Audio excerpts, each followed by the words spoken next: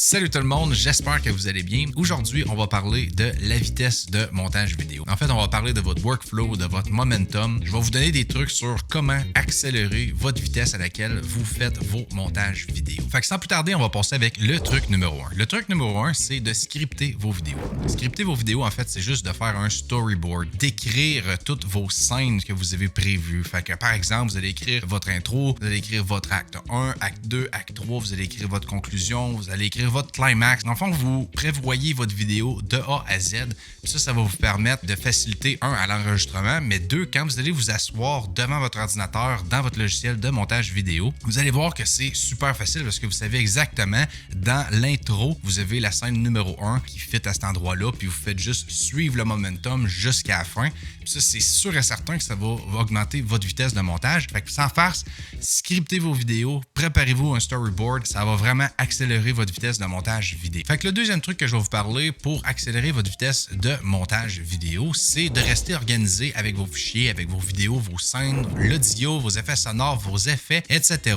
Quelqu'un de pas organisé va perdre beaucoup trop de temps à chercher tous les effets, à chercher toutes ces scènes. Surtout si vous avez, je sais pas moi, 400-500 scènes à chercher, ça peut être un cauchemar. Vous allez perdre des vingtaines de minutes à chercher une scène spécifique qui en dure 4-5 secondes pour votre montage vidéo. Fait que l'organisation, c'est crucial. Si vous n'êtes pas organisé, vous allez perdre tellement de temps à vous retrouver dans vos montages. Fait que si vous voulez sauver du temps, encore une fois, restez organisé avec vos fichiers. Le troisième truc que je vais vous parler aujourd'hui pour accélérer votre vitesse de montage vidéo, c'est d'éliminer les distractions. Combien de fois qu'on va faire du montage vidéo puis qu'on va avoir notre cellulaire qui traîne à côté, on va avoir des notifications de notre ordinateur en même temps, ça marche juste pas. Fait que en ordre des trucs que moi j'applique pour accélérer ma vitesse de montage, le truc numéro 1, ça va être justement de trouver un endroit tranquille pour travailler et faire mon montage. Fait que si vous avez un bureau privé ou une chambre privée, un lieu privé où ce que vous pouvez justement vous isoler puis faire votre montage vidéo, ça va être super. Vous allez éliminer certaines sources de distraction possibles autour de vous. Le deuxième truc, souvent, je vais mettre de la musique. Je vais prendre une musique, une piste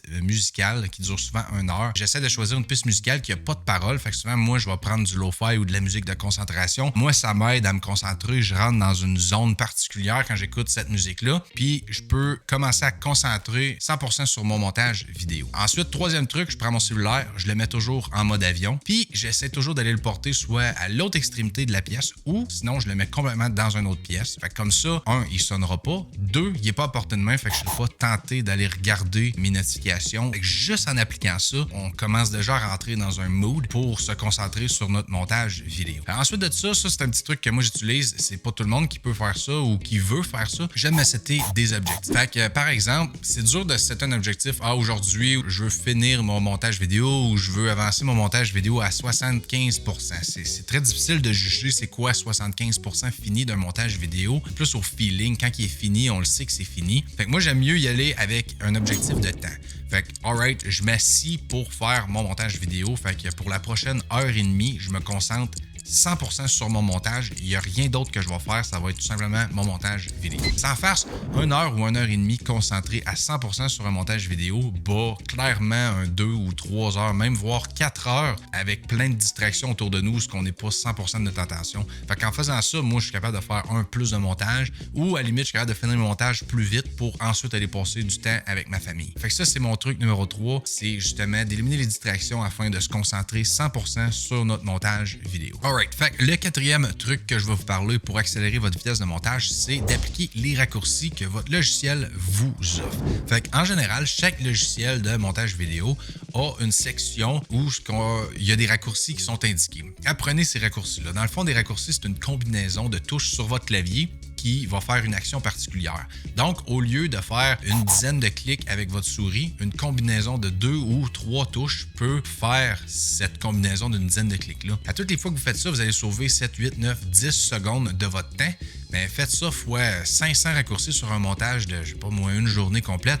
Vous allez sauver 30-40 minutes à la fin de votre montage. Puis sans faire se cumuler sur un an, là, c'est beaucoup de temps, puis c'est beaucoup de montage de plus. Puis comme on dit, du temps, c'est de l'argent. Fait que plus on est capable de faire de montage, plus on est capable de faire de l'argent. Puis si vous avez de la misère à apprendre les raccourcis que votre logiciel a déjà préétabli pour vous, mais vous avez l'option de vous-même les changer afin d'optimiser votre workflow, votre momentum de travail. Puis aussi, ça peut vous aider à ne pas oublier ces raccourcis-là si vous les avez vous-même préprogrammés.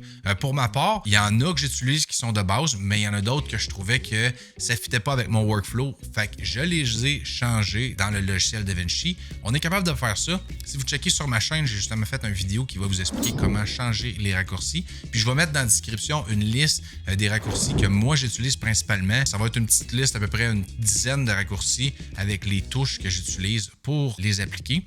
Fait que ça, c'est le truc numéro 4. Sans farce, faites des raccourcis dans votre logiciel de montage vidéo.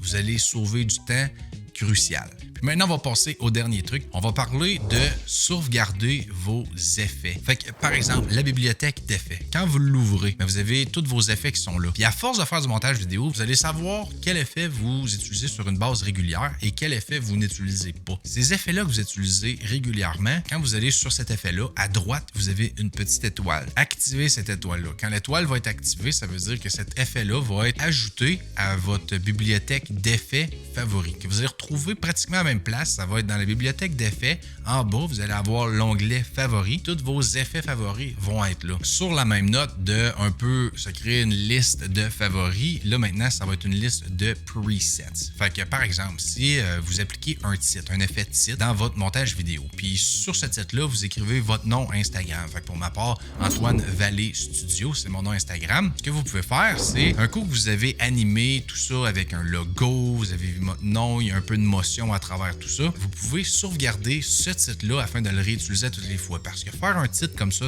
prend pas nécessairement beaucoup de temps. On parle de 3, 4, 5, 6, 7 minutes. Fait que ce que vous faites, c'est que vous prenez ce titre-là, puis vous le placez dans vos Power Bins. Les Power Bins, c'est un peu comme une bibliothèque de médias, mais qui sont accessibles à travers tous vos projets. Fait que quand que vous placez un titre déjà fait dans vos Power Bins, puis que vous commencez un autre projet dans 2 mois, par exemple, vous avez juste à aller dans vos Power Bins, vous sélectionnez le titre Instagram, dans le fond, votre nom Instagram, vous le glissez, déposez sur votre timeline, puis vous n'avez pas besoin de refaire cet effet-là à chaque montage. Fait que si vous l'avez fait une fois, on parle de 3, 4, 5 minutes, mais pour les prochains montages, on parle de 7, 8 secondes à placer sur votre timeline. Là, on parle vraiment d'optimiser du temps. Et en final, si vous avez juste un peu de misère à construire vous-même vos propres effets, allez acheter les effets qu'un créateur YouTube vend, puis à ce moment-là, vous n'avez pas besoin de construire d'effets, vous les prenez, vous les placez dans votre logiciel, puis la seule affaire que vous avez besoin de faire, c'est glisser-déposer. Vous allez avoir des effets instantanés ou des presets instantanés, ce qui va vous sauver un temps crucial.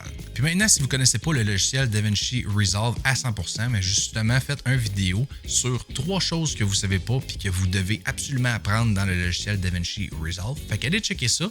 Puis nous autres, on se revoit comme d'habitude dans un futur tutoriel. Yes sir!